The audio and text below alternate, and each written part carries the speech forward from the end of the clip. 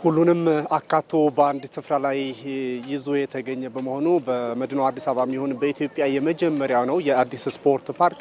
እንግዲህ በዚህ ስፖርት ፓርክ በአይነቱ ልዩ በሆነ የዚህ የአዲስ ስፖርት ፓርክ በሀሳብም በግንባታም የተሳተፉ አካላትን ነው የአዲስ አበባ ከንቲባ አዳነች አቤቤ ዛሬ የምስጋና መርሃ ግብር ያካሄዱት። እንግዲህ በዚህ በሀሳባቸው በግንባታም የተሳተፉ አካላትን ምስጋና ይገባቸዋል፣ እንዲሁም ደግሞ እውቅና በመስጠትም ጭምር ነው ያበረታቷቸው። ለቀጣይ ስራዎች ገና አዲስ አበባ ብዙ እያሰበች ነው፣ ብዙ ስራዎች አሉባት፣ እነዛንም ተባብረን በጋራ የምንሰራበት ነው፣ ይህ መነሳሳትን የሚፈጥር ነው ብለዋል። እንግዲህ በአጠቃላይ በአዲስ አበባ ከተማ አዲስ አበባ አዳዲስ ነገሮችን እየሰራች አሁንም በስኬት የማጠናቀቁን ነገር አጠናክራ ቀጥላበታለች ብለዋል ከንቲባ አዳነች አቤቤ በመልእክታቸው።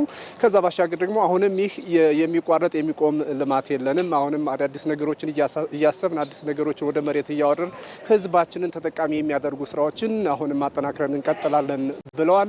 ከዛ ባሻገር ደግሞ ይህ በመሀል ካዛንቺስ ላይ የተሰራውና እኛ አሁን የምንገኝበት የአዲስ ስፖርት ፓርክ ሁሉንም አካቶ ለህዝብ መጠቀሚያ ነው ያዋል ነው። ህዝብ ነው እየተጠቀመበት ያለው፣ የከተማውንም ገጽታ ቀይሮ ያለ ቦታ ነው። ስለዚህ በዚህ ቦታ ላይ በሀሳብም ይሁን በግንባታ የተሳተፉ አካላትን ስናመሰግን ሌሎችንም የአቅም እንዲሁም ደግሞ ሌሎች የስራ ልምድም የሚፈጥርላቸውና መነሳሳትን የሚፈጥር በመሆኑ ነው ብለዋል። እንግዲህ አዲስ አበባ አሁን ላይ በብዙ መልኩ እየተቀየረች ነው። በተለይም ደግሞ በአይነታቸው ለየት ያሉ እንዲህ አይነት ልዩ ልዩ የልማት ስራዎችንም ብዙ በተለያዩ ቦታዎች ላይ የጀመርናቸው አሉ።